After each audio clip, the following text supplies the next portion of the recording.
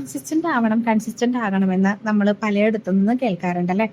പ്രത്യേകിച്ച് നമ്മൾ കേൾക്കാറുള്ളത് diet journey അല്ലാന്നുണ്ടെങ്കിൽ ജിമ്മിലൊക്കെ പോകുന്നവരായിരിക്കും കൂടുതൽ കേൾക്കാറുള്ളത്. പക്ഷെ എങ്ങനെ കൺസിസ്റ്റന്റ് ആവണം അല്ലെങ്കിൽ കൺസിസ്റ്റൻസി എങ്ങനെ ഡെവലപ്പ് ചെയ്തെടുക്കണം എന്നുള്ളതിനെ കുറിച്ചിട്ട് ആരും അങ്ങനെ ഗൈഡൻസ് ഒന്നും കൊടുക്കാറില്ല. ഇന്ന് ഞാൻ അതിനെ കുറിച്ചിട്ടാണ് സംസാരിക്കാനായിട്ട് ആഗ്രഹിക്കുന്നത്. പലരും ഡയറ്റ് പരീക്ഷിച്ചിട്ട് അല്ലെങ്കിൽ ഡയറ്റ് ചെയ്യുന്നത് സ്റ്റാർട്ട് ചെയ്തതിന് ശേഷം ഒരു 1-2 വീക്സ് കണ്ടിന്യൂസ് ചെയ്തിട്ട് പിന്നെ മടുത്തുപോയവരായിരിക്കും. അതായത് ഒരു ഉദ്ദേശിച്ച ഒരു ഗോളും ഒരു ടാർഗറ്റും ഒക്കെ വെച്ചിട്ട് അവർ സ്റ്റാർട്ട് ചെയ്തതിന് ശേഷം കുറച്ച് നാൾ കഴിയുമ്പോൾ ഒരു മടുപ്പ് അനുഭവപ്പെടുകയും അതുപോലെ തന്നെ അത് അവസാനിപ്പിച്ച് അല്ലെങ്കിൽ പഴയ റൂട്ടിലേക്ക് തന്നെ തിരിച്ചു പോകുന്നവരായിരിക്കും ഭൂരിഭാഗം പേരും. ഇതിനുള്ള മെയിൻ റീസൺ എന്ന് പറയുന്നത് എന്താണെന്ന് വെച്ച് കഴിഞ്ഞാൽ നമ്മൾ ചെയ്തുകൊണ്ടിരുന്ന ആ ഹാബിറ്റ്സ് അല്ലെങ്കിൽ ചെയ്തുകൊണ്ടിരുന്ന ഈറ്റിംഗ് ഹാബിറ്റ്സ് എല്ലാതും പെട്ടെന്നൊരു ദിവസം മാറുമ്പോഴാണ് നമുക്കൊരു മടുപ്പ് അവിടെ ജനറേറ്റ് ആവുന്നത്. ഉദാഹരണത്തിന് ഇപ്പൊ നല്ലപോലെ ഫുഡ് കഴിച്ചിരുന്ന ഒരു വ്യക്തിയാണെന്ന് ഇരിക്കട്ടെ. ഇപ്പൊ 4 കട്ടോരി ചോറ് കഴിച്ചിരുന്ന ഒരു വ്യക്തി ഞാൻ നാളെ മുതൽ ഡയറ്റും അതുപോലെ വർക്കൗട്ടൊക്കെ ചെയ്യാൻ പോവാണ് എന്ന് തോന്നി ആള് നാളെ മുതൽ സ്റ്റാർട്ട് ചെയ്യാണ്. അപ്പൊ എന്തായാലും കാലറി റെസ്ട്രിക്ഷൻ വേണം നമ്മൾ ഡയറ്റ് സ്റ്റാർട്ട് ചെയ്യുമ്പോൾ, എങ്കിലും നമുക്ക് അവിടെ ഇഫക്റ്റീവ് ആയിട്ടുള്ള വെയിറ്റ് ലോസ് ഉണ്ടാവുള്ളൂ. കാലറി റെസ്ട്രിക്ഷൻ എന്ന് പറയുമ്പം നമ്മൾ 4 കട്ടോരി ചോറ് തിന്നുന്നിടത്ത് നമുക്കൊരു 1 കട്ടോരി ആണ് ശരിക്കുള്ള കാർബോസിന്റെ പോർഷൻ സൈസ് എന്ന് പറയുന്നത്. അപ്പൊ ആ ഒരു ഇതിലേക്ക് മാറുമ്പോൾ ട്രാൻസിഷൻ സംഭവിക്കുമ്പം അവിടെ ആള് ഒത്തിരി സ്ട്രഗിൾ ചെയ്യുന്നുണ്ട്. ഒന്നാമതെന്ന് പറയുന്നത് അസഹനീയമായ വിശപ്പായിരിക്കും.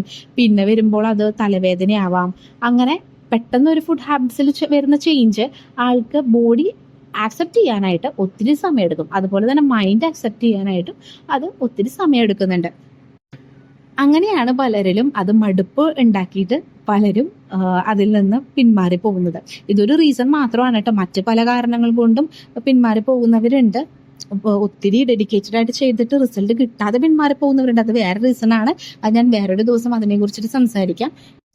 അപ്പോൾ ഇതിലേക്ക് തിരിച്ചു വരുവാണെന്നുണ്ടെങ്കിൽ എങ്ങനെ നമുക്ക് കൺസിസ്റ്റൻസി ബിൽഡ് ചെയ്തെടുക്കാം എന്നുള്ളതിനെ കുറിച്ചിട്ടാണ്.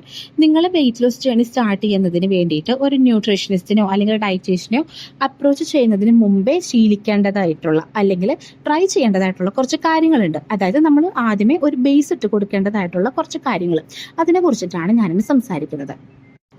ആദ്യത്തെ കാര്യം എന്ന് പറയുന്നത് ഫുഡ് തന്നെയാണ്. അതായത് കാലറി റെസ്ട്രിക്ഷൻ. ഇപ്പോൾ ഈ 4 കട്ടോരി ചോറ് കഴിക്കുന്ന വ്യക്തിയാണ് നിങ്ങളെന്നുണ്ടെങ്കിൽ അതിൽ അടുത്ത ഒരാഴ്ചത്തേക്ക് ഒരു 1 കട്ടോരി മാറ്റി വെക്കുക. അതായത് 3 കട്ടോരി ആക്കാം.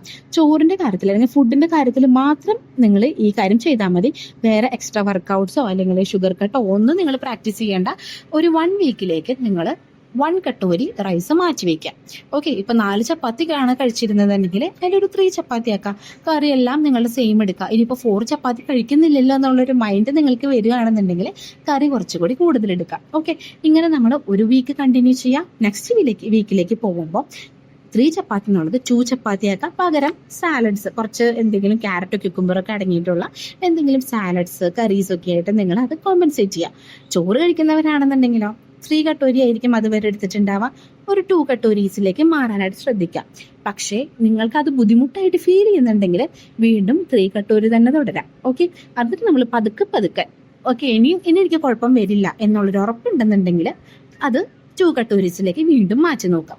അങ്ങനെ നമ്മളൊരു 2 വീക്സ് കൊണ്ട് നമ്മളൊരു 2 കട്ടോരി ഓഫ് റൈസ് കുറച്ചെടുക്കാം. ഓക്കെ, അത് നമ്മളൊരു സ്റ്റെപ്പ്. അത് നമ്മുടെ ഫസ്റ്റത്തെ സ്റ്റെപ്പ്.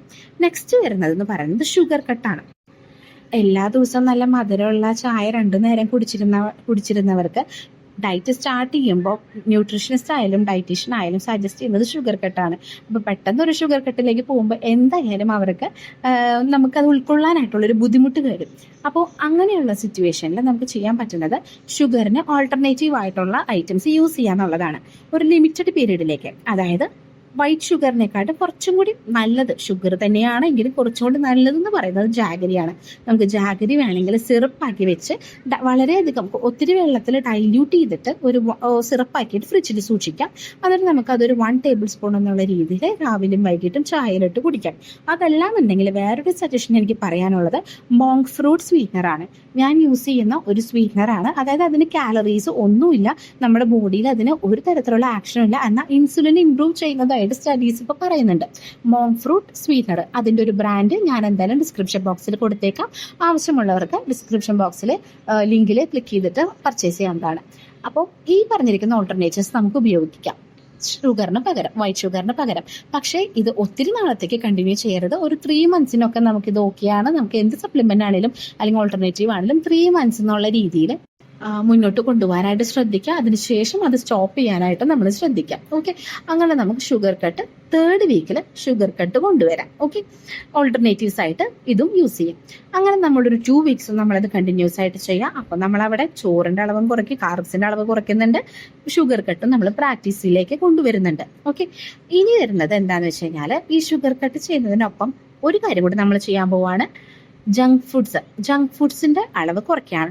ഇപ്പോൾ ആഴ്ചയിൽ ഒരു 4 ദിവസമെങ്കിലും ജങ്ക് ഫുഡ്സ് കഴിക്കുന്നവരാണെങ്കിൽ, ഈവൻ വറപൊരി ആയിട്ടുള്ള ഐറ്റംസോ അല്ലെങ്കിൽ എണ്ണ പലഹാരങ്ങളൊക്കെ ആയിട്ട് കഴിക്കുന്നവരാണെന്നുണ്ടെങ്കിൽ അതൊരു 3 ടൈംസ് ആക്കിയിട്ട് ചുരുക്കാനായിട്ട് നോക്കുക. ഓക്കെ, 3 ടൈംസ് ആയിട്ട് ചുരുക്കുകയാണെന്നുണ്ടെങ്കിൽ നിങ്ങൾ അത്രത്തോളം സക്സസ്ഫുൾ ആണ് അവിടെ. ഓക്കെ, അത് കഴിഞ്ഞിട്ട് നെക്സ്റ്റ് വീക്ക് ആകുമ്പോൾ അത് 2 ടൈംസ് ആക്കാനായിട്ട് നോക്കുക. ഓക്കെ, അങ്ങനെ നമ്മൾ കട്ട് ചെയ്ത് കൊണ്ടുവരാം നമ്മുടെ ജങ്ക് ഫുഡ്സിന്റെ ഇൻടേക്ക്. കാരണം നമുക്ക് ജങ്ക് ഫുഡ്സിന് ക്രേവിങ്സ് ഉള്ളവരുണ്ട്. അപ്പോൾ ഒറ്റയടിക്ക് അത് കട്ട് ചെയ്ത് കഴിഞ്ഞാൽ പിന്നെ സമയം കിട്ടുമ്പോൾ ഒത്തിരി അങ്ങോട്ട് കഴിക്കുന്ന ശീലക്കാരും ഉണ്ട്. അപ്പോൾ ആ ഒരു ശീലത്തിലേക്ക് പോവാതിരിക്കാൻ വേണ്ടിയിട്ട് നമുക്കൊരു ട്രീറ്റ് എന്നുള്ള രീതിയിൽ ഏറ്റവും അവസാനത്തേക്ക് വരുമ്പം വൺസ് ഇൻ എ വീക്ക് എന്നുള്ള രീതിയിലേക്ക് നമുക്കത് മാറ്റിയെടുക്കാനായിട്ട് പറ്റും. പതിയെ സ്റ്റെപ്പ് ബൈ സ്റ്റെപ്പായിട്ട് മാറ്റിയെടുത്താലും മതി. ഓക്കെ, അപ്പോൾ ഇത് ചെയ്ത് വരുമ്പോഴത്തേക്കും നമുക്ക് ഏകദേശം ഒരു മാസത്തോളം ആയിരിക്കും നമ്മുടെ ഈ ഒരു കൺസിസ്റ്റൻസി ബിൽഡിംഗ് ആയിട്ടുള്ള ഈ ആക്ടിവിറ്റി വരുന്നത്.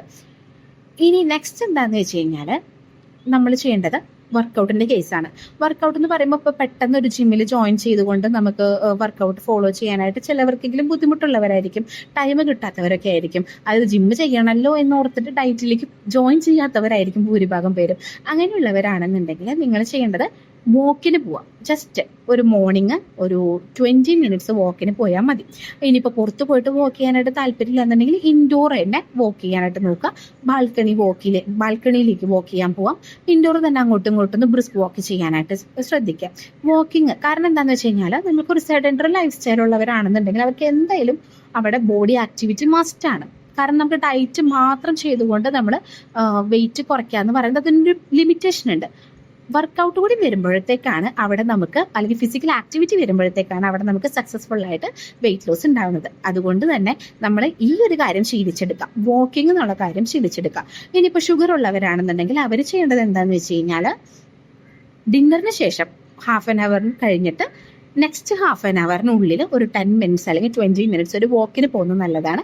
അവരുടെ ബ്ലഡ് ഷുഗർ ലെവൽ ഇംപ്രൂവ് ചെയ്യാനും ഇൻസുലിൻ്റെ അളവ് മെയിൻറ്റെയിൻ ചെയ്ത് വരാനും അത് ഒത്തിരി ഹെൽപ്ഫുൾ ആയിരിക്കും. ഓക്കെ, അതുപോലെ ഫാസ്റ്റും ബ്ലഡ് ഷുഗറിൽ ഒത്തിരി ചേഞ്ചസും അങ്ങനെയുള്ളവർക്ക് കാണുന്നുണ്ട്. അപ്പോൾ ഈ ഒരു രീതി ഫോളോ ചെയ്യുകയാണെന്നുണ്ടെങ്കിൽ അത്രയും ബെറ്ററാണ്. അപ്പോൾ ഇത്രയും കാര്യങ്ങൾ നമുക്ക് ബിൽഡ് ചെയ്തെടുക്കാനായിട്ട് ഒരു മാസത്തോളം വേണ്ടി വരും. ഇത്രയും കാര്യങ്ങൾ ബിൽഡ് ചെയ്തെടുത്തതിന് ശേഷം നമുക്കൊരു കോൺഫിഡൻസ് നമുക്ക് ഡെവലപ്പ് ചെയ്തെടുത്തതിന് ശേഷം മാത്രം നമ്മളൊരു ന്യൂട്രീഷനിസ്റ്റിനോ അല്ലെങ്കിൽ ഡയറ്റീഷ്യനോ അപ്രോച്ച് ചെയ്ത് നമുക്ക് ടൈലേർഡ് ആയിട്ടുള്ള രീതിയിലുള്ള ഡയറ്റ് പ്ലാൻ ഫോളോ ചെയ്യുക. അപ്പോൾ നമുക്ക് എന്തായാലും കോൺഫിഡൻസിന് ഒരു കുറവും വരില്ല. അതിൽ എനിക്ക് ചെയ്യാൻ പറ്റുമോ എന്നുള്ള രീതിയിലുള്ള ഒരു കോൺഫിഡൻസ് കുറവോ അങ്ങനെ ഒന്നും വരില്ല. നല്ല രീതിക്ക് തന്നെ ഡയറ്റ് ചെയ്യണം, മുന്നോട്ട് പോവുകയും ചെയ്യും. നമ്മുടെ ഗോൾസും ടാർഗറ്റും എല്ലാം നമുക്ക് അച്ചീവ് ചെയ്യാനായിട്ട് പറ്റും കേട്ടോ. അപ്പോൾ ഈ വീഡിയോ നിങ്ങൾക്ക് ഇഷ്ടപ്പെട്ടു എന്നുണ്ടെങ്കിൽ ലൈക്ക് ചെയ്യുക. അതുപോലെ അത് ആർക്കെങ്കിലും ഉപകാരമാവുന്നുണ്ടെങ്കിൽ ഷെയർ ചെയ്യാനും മറക്കരുത്. അതുപോലെ ഇതുപോലുള്ള ടിപ്സ് നിങ്ങൾക്ക് ഇനി ആവശ്യമാണെന്നുണ്ടെങ്കിൽ ജസ്റ്റ് സബ്സ്ക്രൈബ് ചെയ്യുക കേട്ടോ.